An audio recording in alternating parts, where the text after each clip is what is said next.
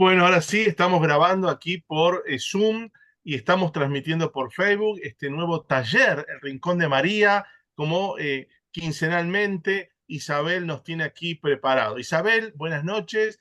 Gracias por estar para hablar de las virtudes de la Virgen María. Sí, buenas noches bueno, a que ya estuvimos rezando el rosario, ¿no? Y bueno, ahora seguimos con esto, seguimos hablando de María y con María, ¿no? Que ella nos vaya acompañando y mostrando en su corazón lo que hay en ese corazón tan lleno de virtudes y que nos pide imitar.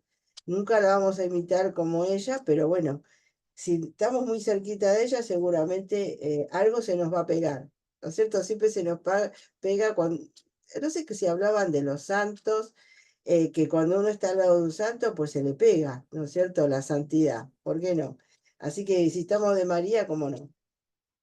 Así que hoy vamos a hablar de dos virtudes de María que son, pero las principales. Ya hemos hablado de dos y ahora seguimos con otras dos. Todas las virtudes son que en ella brillan, ¿eh? Pero estas dos virtudes creo que son este, para nosotros como las que nos pueden enseñar un montón de cosas. Y si la podemos vivir, pues bárbaro, ¿no? Bueno, nos vamos a poner entonces en la presencia de Dios, en el nombre del Padre, del Hijo y del Espíritu Santo. Amén. Entonces vamos a pedirle al Espíritu Santo, que este es el compañero fidelísimo de la Virgen y que, bueno, Él ha formado ese corazón inmaculado y la ha hecho realmente como es, como la vemos, como las conocemos, llena de virtudes, lleno de amor, de pureza, ¿no es cierto? Ya vamos a hablar de la virtud de la pureza también. Le pedimos al Espíritu Santo también que abra nuestros corazones, que también Él nos ilumine a nosotros y nos pueda contagiar en la virtud de la Virgen, esta virtud de la fe y de la esperanza, que son las que vamos a hablar hoy, que podamos vivirla en nuestra vida diaria, porque no es algo que quede fuera de nosotros, sino que está dentro de nosotros, en nuestro corazón, porque el Espíritu Santo está dentro de nuestro corazón. Así que Espíritu Santo, ven y haz de nuestro corazón un corazón semejante al de la Virgen, un corazón lleno de amor, de virtud y de paz. Que también ella pueda comunicarnos y enseñarnos ese camino de la virtud que lleva a la santidad y que nos lleva a estar más cerquita de Dios. Dios te salve María, llena eres de gracia, el Señor es contigo, bendita tú eres entre todas las mujeres y bendito es el fruto de tu vientre Jesús. Santa María, Madre de Dios, ruega por nosotros pecadores, ahora y en la hora de nuestra muerte. Amén. En el nombre del Padre, del Hijo y del Espíritu Santo. Amén. Bueno, ¿qué nos dice el catecismo? Estas dos virtudes son las virtudes teologales, ¿cierto? Hemos hablado de la virtud de la humildad de la Virgen.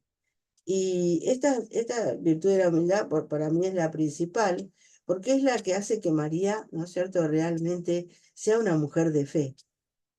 Esa humildad, de esa virtud que hemos hablado, que pueden ir al taller y volverlo a escuchar, pues es lo principal, lo que hace de ella este camino de fe.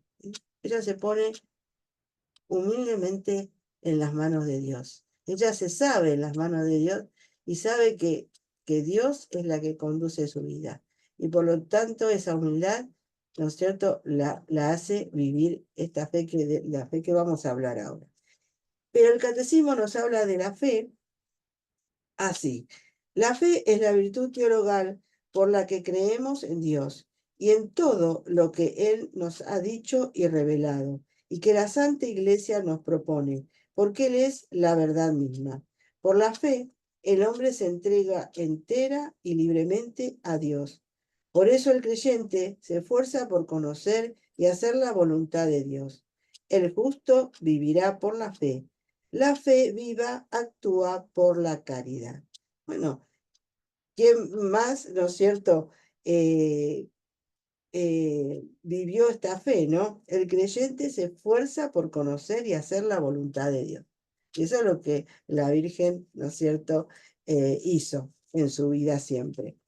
Y la virtud de la esperanza, nos dice también el Catecismo, es la virtud teologal por la que aspiramos al reino de los cielos y a la vida eterna como felicidad nuestra, poniendo nuestra confianza en las promesas de Cristo y apoyándonos no en nuestras fuerzas, sino en los auxilios de la gracia del Espíritu Santo. Mantengamos firme la confesión de la esperanza, pues fiel es el autor de la promesa.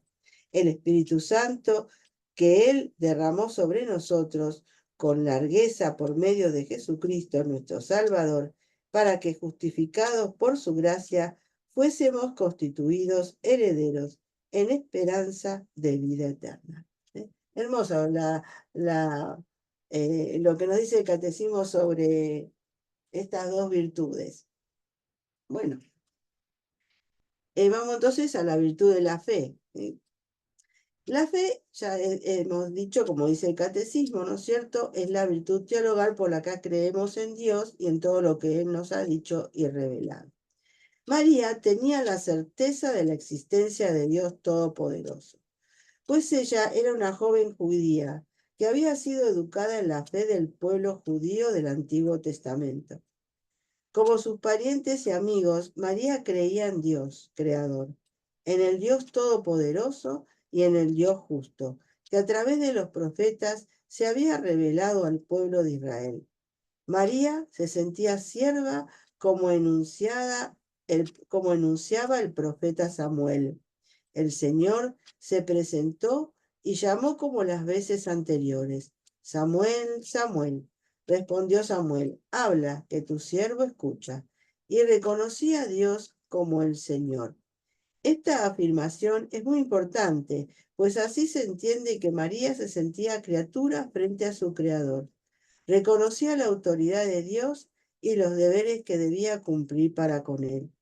Como consecuencia de esta fe judía, en la que fue educada durante los 14 o 15 años antes del anuncio del ángel Gabriel, María rebosaba con confianza y una paz interior, que sin duda fueron claves para su aceptación libre del misterio de la encarnación.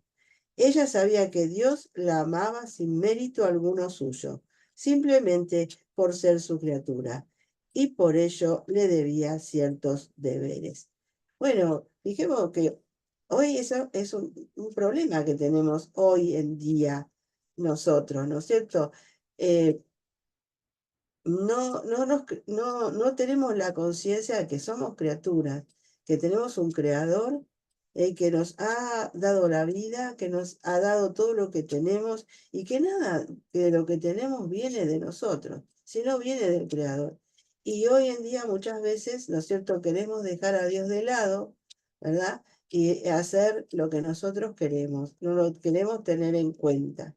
Y en cambio, María, eso brillaba de que ella sabía quién era, ¿no?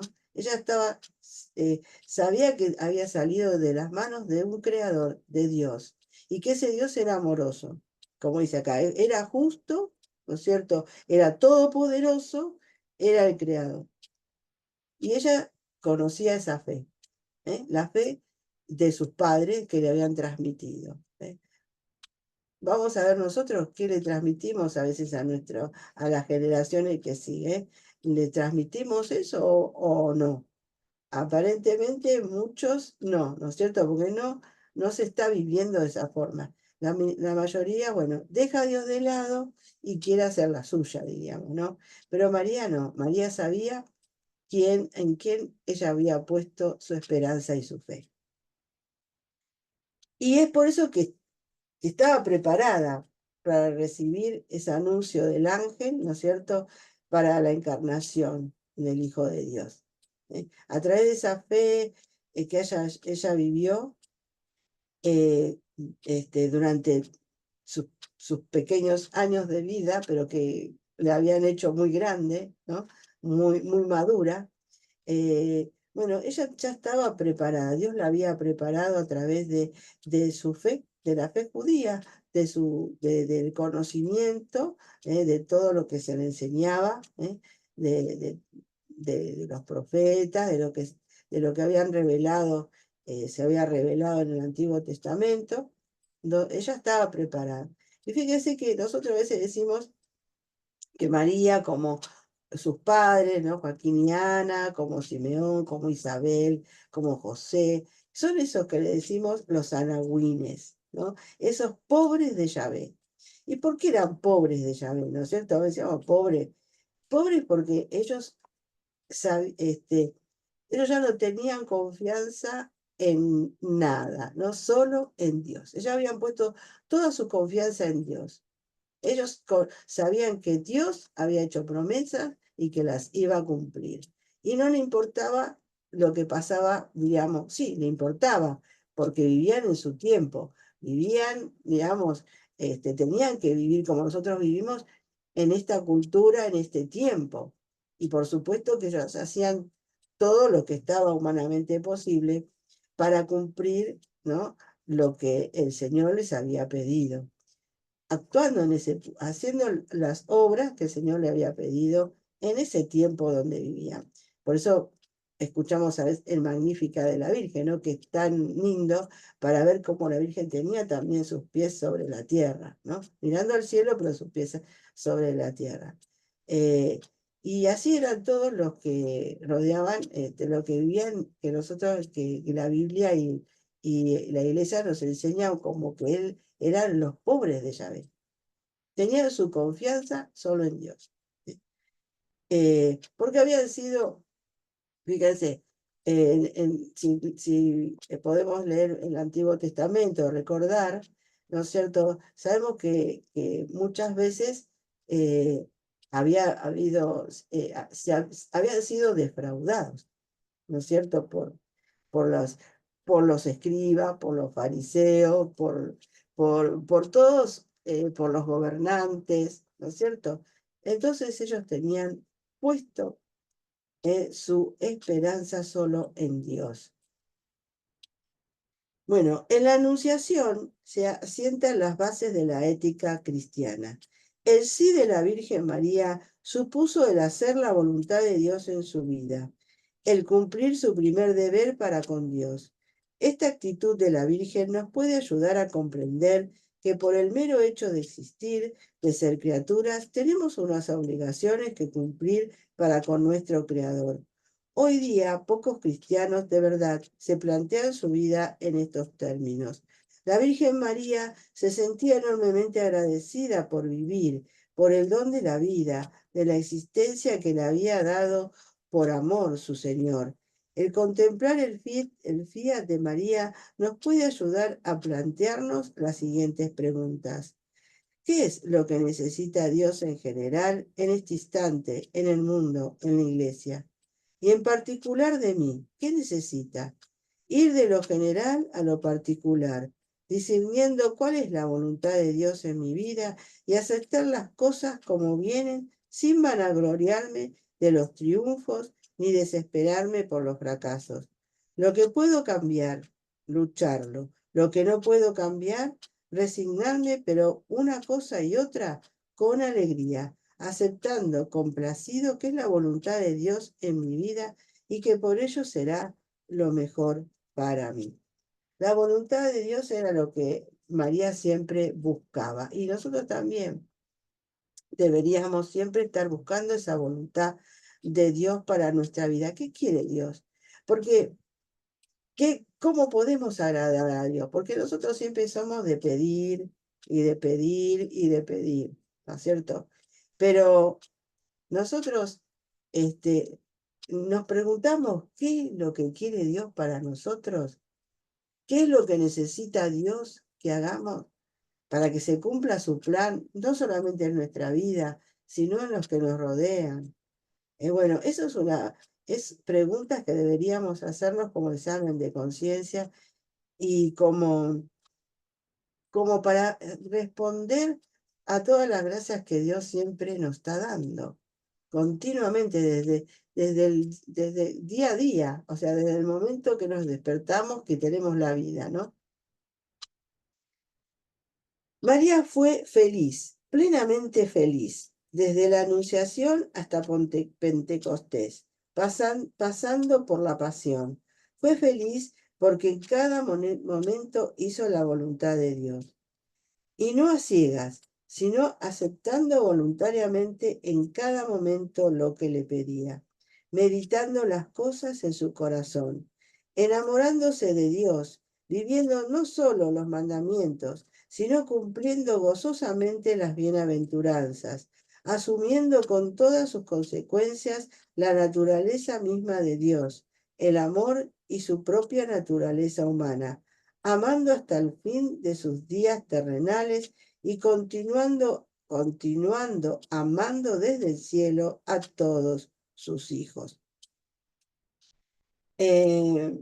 Hablando de esto de que la Virgen, que hablábamos sobre qué necesita Dios, por qué preguntarnos o preguntarle a Dios, Señor, ¿qué puedo hacer por ti?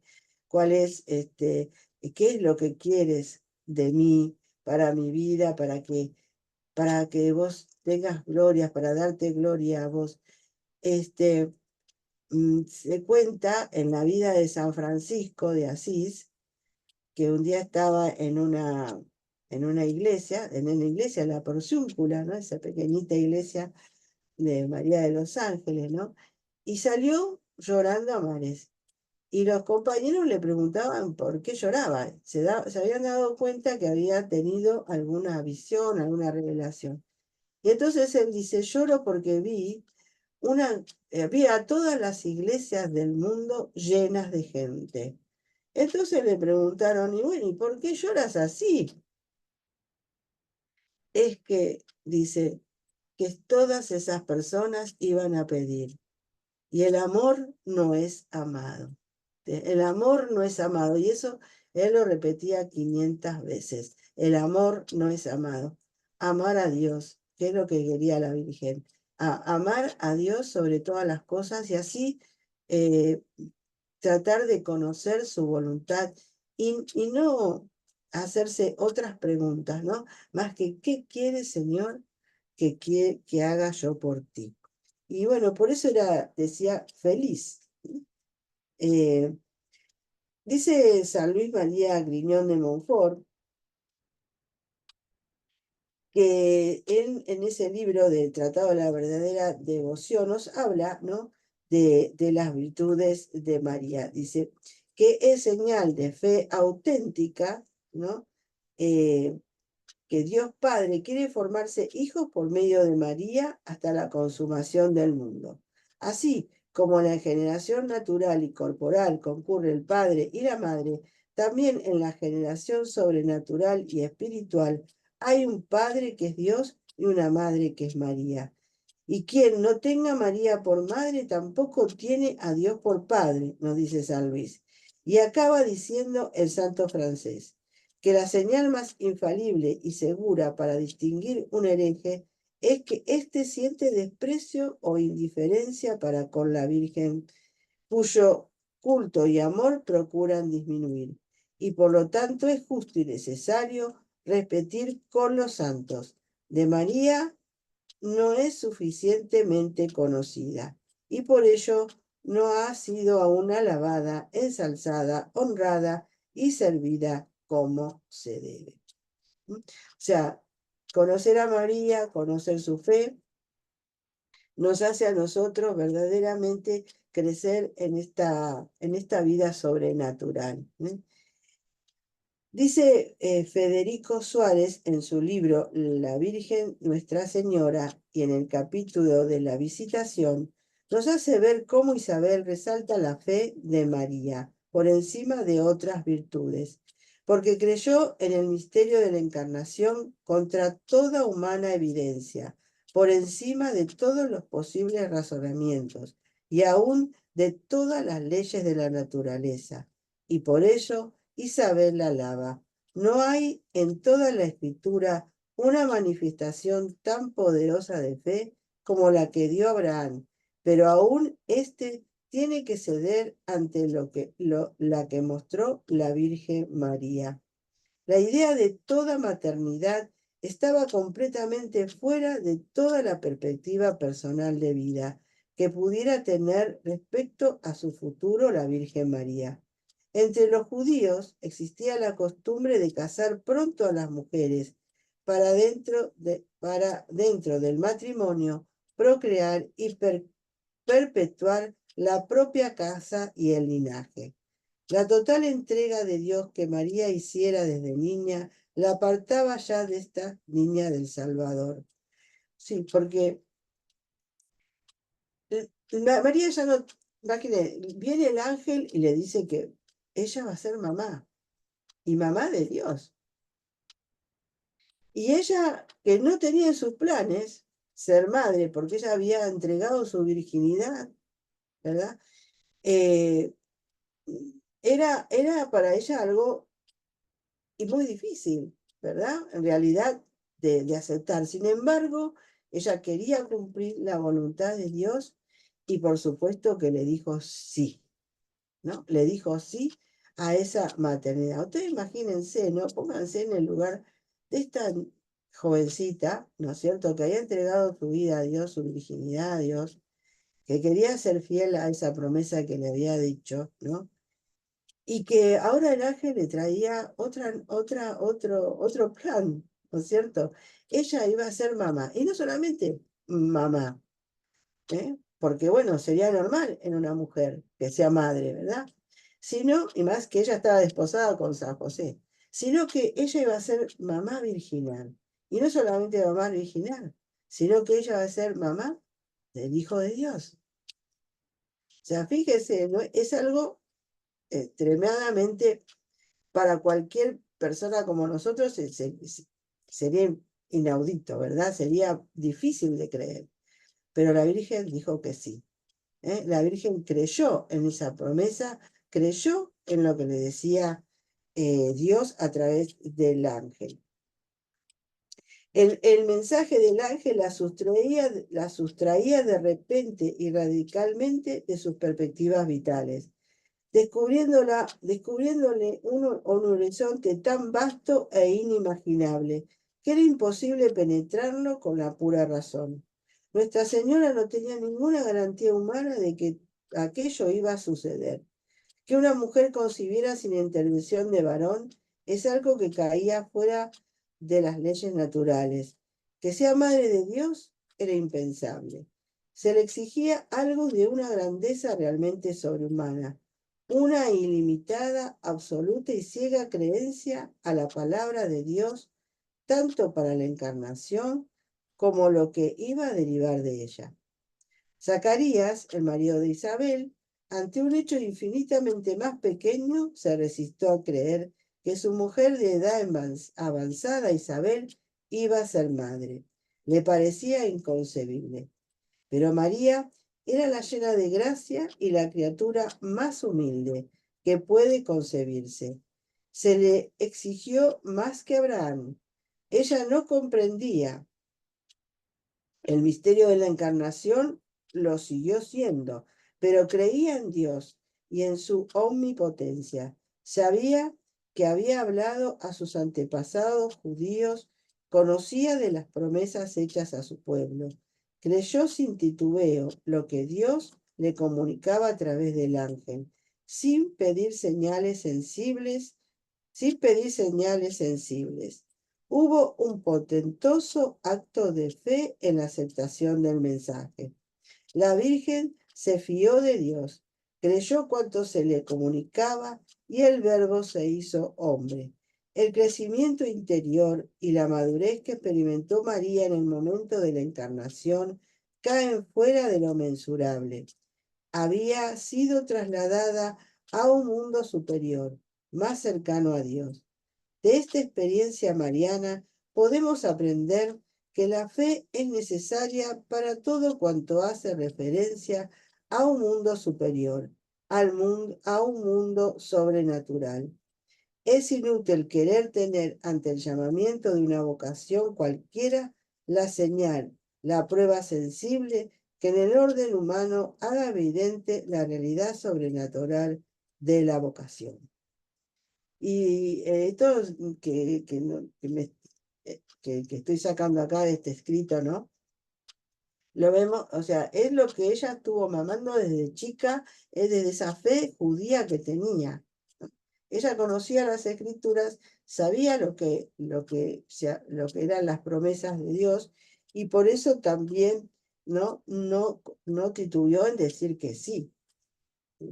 Pero ese sí la hizo, claro, ser más madura, creció muchísimo. ¿Por qué? Y porque había encarnado al Hijo de Dios. Tenía a Dios dentro de ella, que le comunicaba, bueno, un montón de cosas que nosotros no podemos imaginar. Recuerdo que San Luis en el libro también habla, ¿no? Que María era el paraíso de Dios, que Dios le comunicó un montón de cosas que nosotros no podemos saber, lo que le comunicó y lo que había en ese corazón de María, en ese ser de María, ¿no?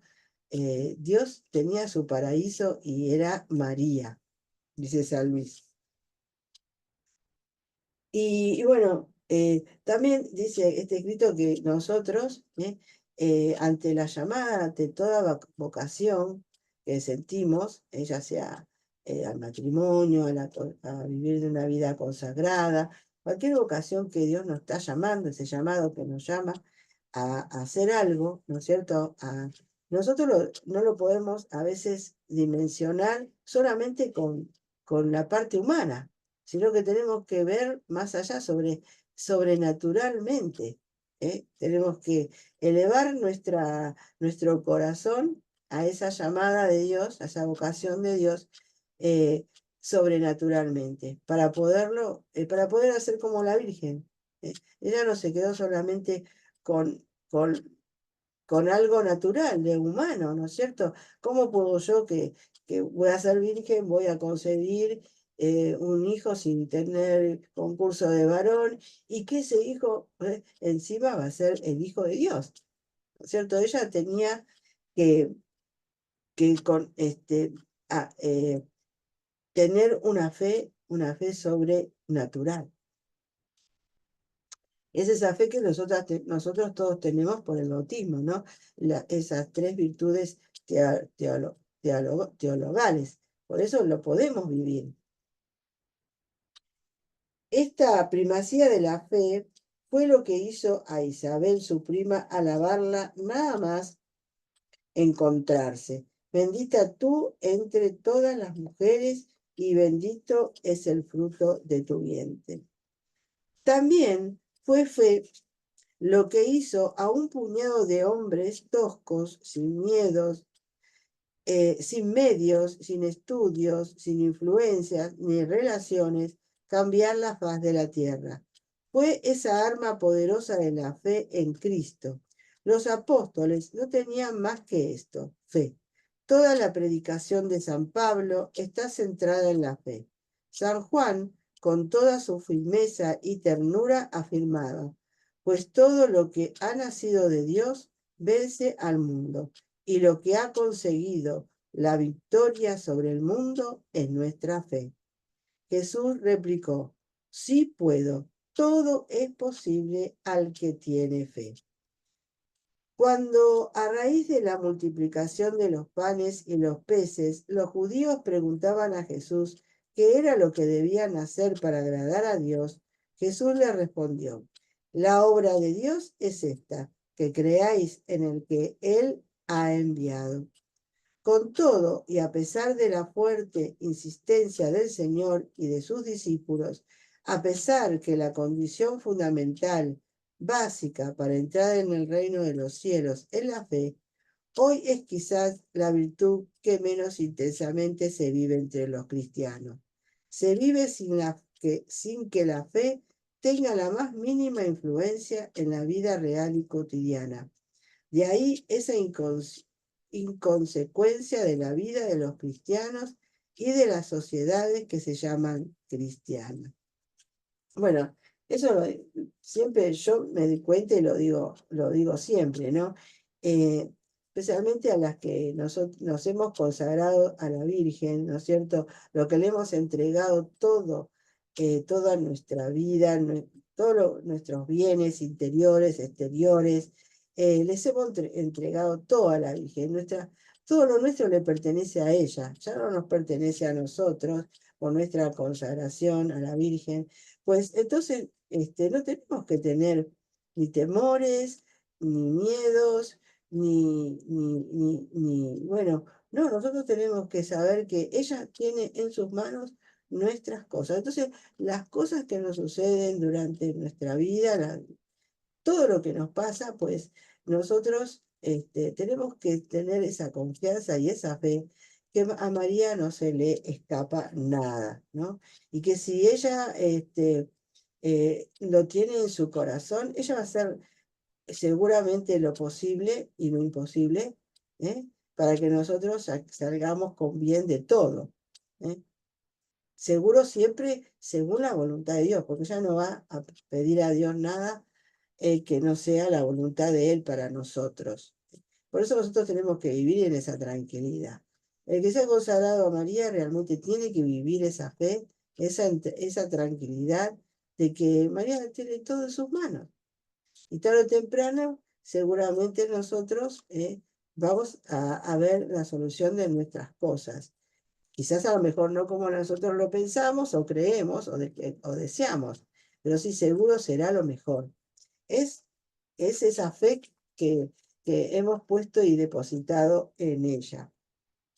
Y es la fe que tenemos, la depositamos en ella porque ella nos ha enseñado esa fe que tiene en Dios, en el poder de Dios, en el amor de Dios, en la misericordia de Dios. Y bueno, nosotros entre nuestros ambientes, yo pienso que sí, muchas personas tienen fe, ¿no? Después nos alegramos cuando pedimos con fe para una persona que está enferma, que necesita, y a veces nos asombramos, que realmente Dios nos ha escuchado. Así nosotros rezamos el rosario todos los días acá y pedimos por las intenciones, ¿no es cierto? Y sabemos que nuestra oración es escuchada y sabemos que aunque no sepamos las intenciones de todos, seguramente que Dios ha obrado en alguno de estos hermanos que ha pedido intenciones en nuestras oraciones. Como lo vemos en nuestras comunidades, en nuestros grupos de oración, ¿no es cierto? A nuestro alrededor. Cuando le decimos acércate a Dios, y rezale y pedile, y yo te ayudo a pedirle también, y entre los dos, Dios nos va a escuchar. Y después, bueno, gracias porque nos ha concedido esto, nos ha concedido aquello. Vemos entre nosotros esa fe, ¿no? Pero en la mayoría de las personas del mundo, ¿no? Pues no, ahí no vemos tanta esa fe. Más bien se pone la fe en algo en que muchas veces digamos, somos defraudados. La fe en un gobernante, la fe en una persona que te va a hacer un trabajo y te falla o te lo hace mal, la fe en que te prometen algo y no te cumplen. Bueno, la fe en Dios, como María, que tenía María, pues seguramente que Él nunca nos va a defraudar. Poniendo la fe en Dios, nunca vamos a ser defraudados. Hay una profunda fisura entre mundos distintos, una lamentable falta de unidad vital, como si en cada persona fueran compartimientos estancos. No hay hombre que pueda vivir sin creer en nada. La responsabilidad colectiva de los cristianos es enorme por haber dejado que las ideologías apagaran su fe. Las características de nuestro tiempo es sobre todo una enorme crisis de fe, una humanización del Evangelio, una reducción a escala terrenal de toda la revelación, de todo el mundo sobrenatural. El hombre busca la seguridad en la que todos los hilos estén en sus manos.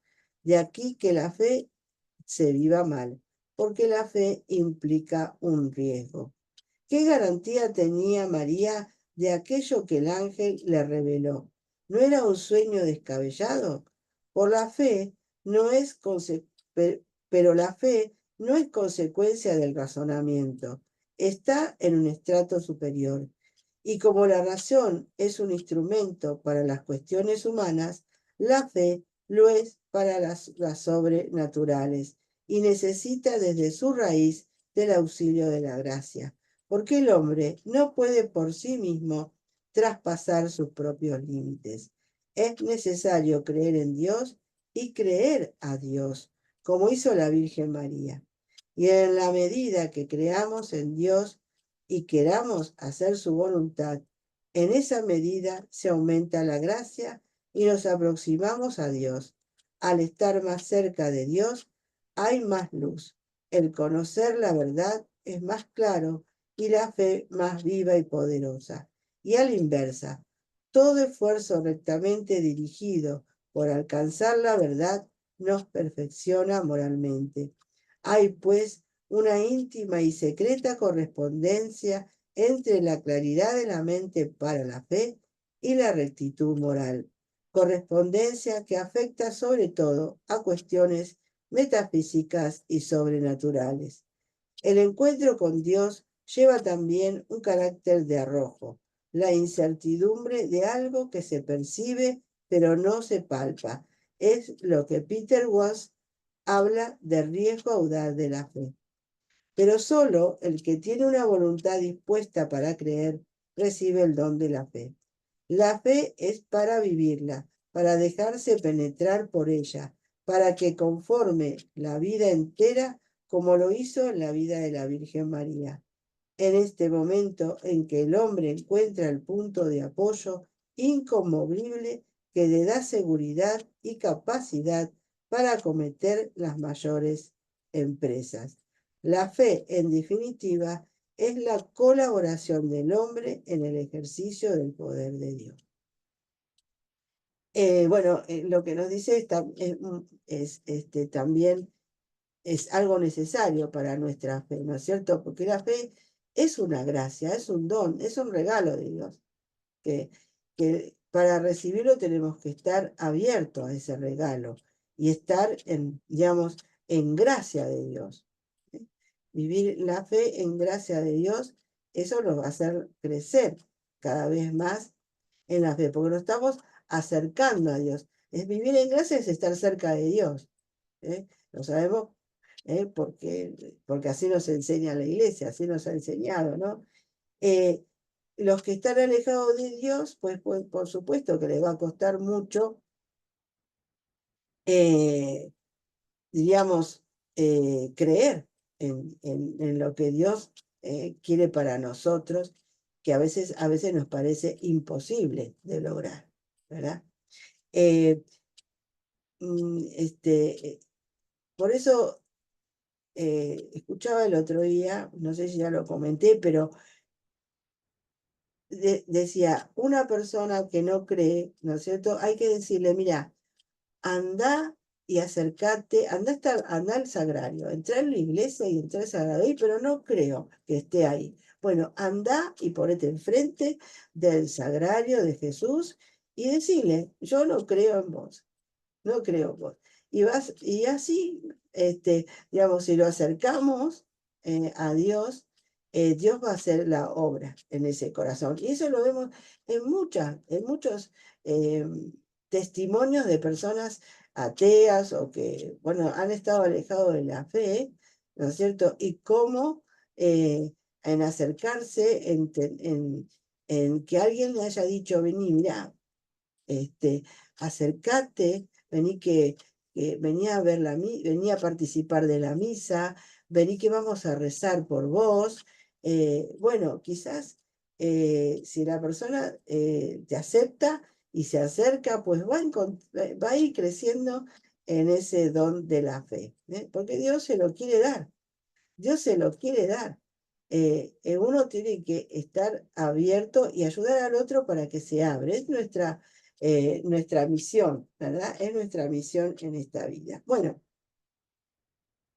eso todo con respecto a la fe de la Virgen. Fijemos que la Virgen estuvo, ella, con respecto a la fe de la Virgen, si ustedes van a los talleres que he hecho de la encíclica de San Juan Pablo II, Madre del Redentor, ¿no es cierto? Ahí habla muy lindo San Juan Pablo II sobre la fe, ¿no? Sobre esta peregrinación de la fe. Porque a María sí tenía esa fe, pero también tuvo que ir descubriendo lo que quería Dios.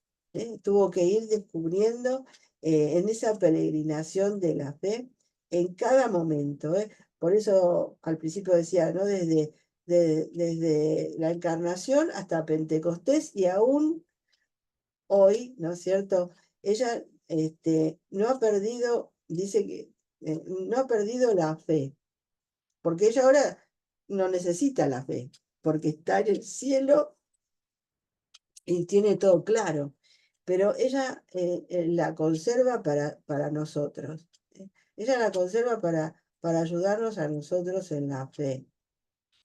Así que acercarnos a María, nosotros seguramente que vamos a recibir ese don y vamos a crecer en ese don, porque ese don lo tenemos, por nuestro bautismo lo tenemos, pero vamos a crecer mucho más si nos acercamos a María. ¿Cuántas enseñanzas nos da María cuando rezamos el rosario?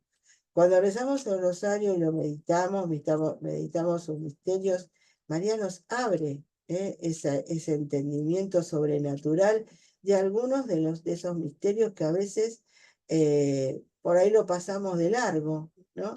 Lo conocemos porque lo leemos muchas veces y por ahí decimos, ah, yo este misterio lo conozco, bueno, pero siempre la Virgen, si lo rezamos así abierto a la contemplación, a la meditación, ella nos va a dar alguna enseñanza y nos va a hacer crecer en ese misterio, en algún punto de ese misterio y lo vamos a comprender mucho mejor, gracias a que María va a ser nuestra maestra. Bueno, y ahora vamos a la virtud de la esperanza. No se puede, o sea, todas estas virtudes están unidas, como ven, o sea, cuando uno empieza a practicar las virtudes, una tiene que, digamos, llevar a la otra. Y hasta tenerlas todas. De a poquito uno las va tratando, por supuesto, no perfecta como la tiene María, ¿no? Eso va a ser en el cielo. Pero acá la podemos ir trabajando, porque a veces, ¿cuántas veces caemos, por ejemplo, en la fe, ¿no? Muchas veces tenemos estos tropiezos de fe. Cuando vemos algunas injusticias o algún dolor fuerte que tenemos en nuestras familias, con nuestros seres queridos, en nosotros mismos, por ahí podemos flaquear en esa fe, ¿no? Por eso nos agarramos fuerte de la mano de María para no flaquear en la fe. Y bueno, y ahora vamos a esta virtud de la esperanza que tiene también como consecuencia de la fe de María, ¿no? Y la esperanza es la virtud teologal por la que aspiramos al reino de Dios, que esto es lo que dice, que yo leí del catecismo, así que no lo voy a volver a repetir.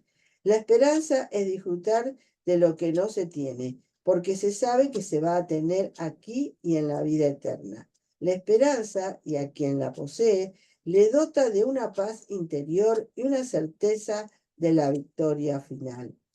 Que la esperanza os tenga alegres. Manteneos firmes en la tribulación. Sed asiduos en la oración. La esperanza, sí, porque la oración es importante, ¿no es cierto? Si nosotros tenemos la esperanza de que, bueno, pedimos algo a Dios y lo pedimos con fe, también tenemos que tener la esperanza que Dios nos lo va a conceder. Y bueno, y eso lo tenemos que perseverar en la oración, pedir siempre en la oración. Jesús también nos enseñó, ¿no? De ser perseverante en la oración. La esperanza nos da fuerzas para luchar aquí por el trabajo, la unidad familiar, la salud, los hijos, el matrimonio, la patria, los amigos. La esperanza te mantiene firme y alegre. María en muchos momentos de su vida vivió de la esperanza, especialmente en los momentos más duros, difíciles y llenos de sufrimiento. María reaccionó ante la cruz con esperanza. En el dolor, el cristiano puede sentir la presencia real de Cristo. A los cristianos nos gusta la cruz porque ella es portadora de Cristo, no porque nos guste sufrir o hacer sufrir a los demás. María ante la cruz no huyó. María encontró alivio en su Hijo, a través de la esperanza en las promesas hechas por Dios Todopoderoso. María no divinizaba el dolor. Si lo podía evitar, lo hacía. Pero cuando no podía, encontraba en su Hijo Jesucristo el alivio constante y suficiente para seguir esperando contra toda esperanza humana. La cruz en los momentos difíciles de nuestra vida, pues es nuestro consuelo, ¿verdad? El saber que ahí está Jesús que murió por mí, por salvarme a mí, por librarme a mí de los sufrimientos y de la muerte, pues eso nos lleva a un consuelo esperanzador de que las situaciones difíciles que estamos viviendo o que están viviendo nuestros seres queridos, las personas que amamos, el mundo, ¿verdad? Que está viviendo en estos tiempos tantas situaciones difíciles, pues nosotros tenemos la esperanza de que Dios va a obrar. Y si no es en este tiempo, seguramente en la eternidad. Y ahí comprenderemos muchas cosas que ahora por ahí no comprendemos. Pero tenemos que vivir en esa fe y en esa esperanza, así como lo hizo María. Ella recurría, como dice acá, a la esperanza, porque se recordaba lo que el ángel le había dicho, ¿verdad? Y lo que había escuchado de Jesús, la predicación que había hecho Jesús, y al tercer día resucitaré, ¿verdad? Entonces eso María lo guardaba todo en su corazón, y esa era su esperanza. También nosotros, ¿verdad? Saber que Dios nos tiene en la palma de su mano, tiene nuestro nombre grabado en su palma, que nos tiene, que nos mira, que somos la niña de sus ojos, que está cerquita nuestro, que es como nos decía hace poco el Evangelio, ¿no? Una de las lecturas, si yo te atraigo con lazos de amor humano, el día del Sagrado Corazón, ¿no? Decía eso, yo te atraigo con lazos humanos de amor, ¿eh? Te pongo junto a mis mejillas. O sea, todo eso que nosotros nos da ternura escuchar a Dios, es nuestra esperanza en cualquier momento difíciles de que podamos vivir. El hombre de hoy está sumergido en la cultura de la muerte y de la huida del dolor y el sufrimiento. Está perdiendo una ocasión única de estar con Cristo, de fortalecerse con y en Él, de aumentar su capacidad de superación y de seguir luchando por un mundo mejor. María supo estar en la cruz, allí donde los discípulos huyeron, serena y entera. No huyó de sus propios problemas ni de los ajenos. Mantuvo la esperanza hasta el final. No se rindió porque sabía que las guerras las ganan los soldados cansados. María adoptó un comportamiento práctico, muy femenino. No enunció discursos en los momentos de dificultad. Solo estuvo allí, con el que sufre, ofreciendo la esperanza de su Hijo, el Salvador de los hombres. Nosotros le podemos decir a nuestros hermanos que se acerquen a María y escuchen de María como dijo en el Tepeyán, ¿no? ¿Qué es lo que te te aflige, hijito mío? ¿Qué es lo que te turba? ¿No estoy aquí yo, que soy tu madre? ¿No es cierto? Recordarle lo que dijo la Virgen, ¿no es cierto? Le dijo a Juan Diego. Esas palabras tan dulces de María, ¿no? Acercar a nuestros hermanos y a nosotros mismos cuando que hemos decaído un poco en la fe y en la esperanza, volver a escuchar esas palabras que dijo María en el Tepeyat allá en México. Es necesario que imitemos a María en su comportamiento ante el dolor, la enfermedad, las contrariedades y el sufrimiento, propios y ajenos. No huir. Es necesario dotarnos de la virtud de la esperanza para no desfallecer. Implorarla de Dios para seguir caminando.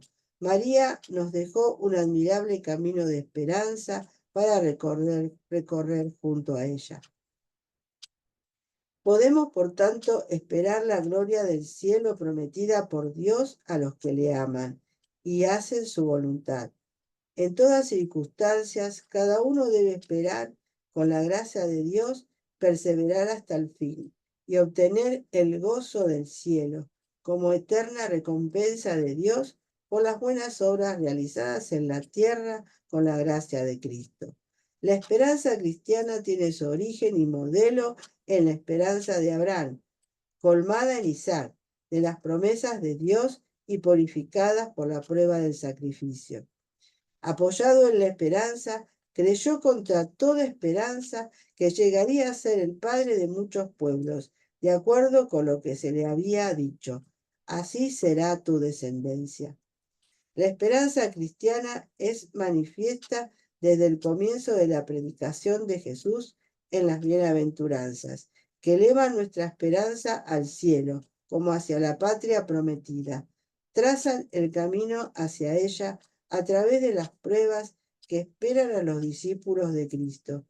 Pero, por sus méritos y su pasión, Dios nos guarda en la esperanza que no falla. Se expresa y se alimenta en la oración, particularmente en el Padre Nuestro, resumen de todo lo que la esperanza nos hace desear. En la esperanza, la Iglesia implora que todos los hombres se salven. En definitiva, la esperanza está íntimamente ligada a la fe, pero no fe solo en Cristo muerto, sino fe y esperanza en Cristo resucitado. Debemos tener claro el contenido de nuestra esperanza para no esperar en vano. Debemos saber y esperar que después de la cruz viene la resurrección. Debemos vivir el cristianismo con la certeza que no estamos solos en el mundo, ni tampoco solos frente al pecado, el nuestro y el ajeno. ¿Qué es el pecado sino la falta de amor? María era inmaculada desde su concepción y por ello el pecado no tenía cabida en su interior. Solo el amor convivía en ella. Y así María amó a la humanidad en la generosidad y en la misericordia. Compartió con la gente su tiempo, su oración, sus cualidades excepcionales, su sabiduría. La Madre Teresa de Calcuta decía que es un acto de justicia darnos con amor a los demás, como respuesta al que nos amó primero. Hay que dar hasta que duela.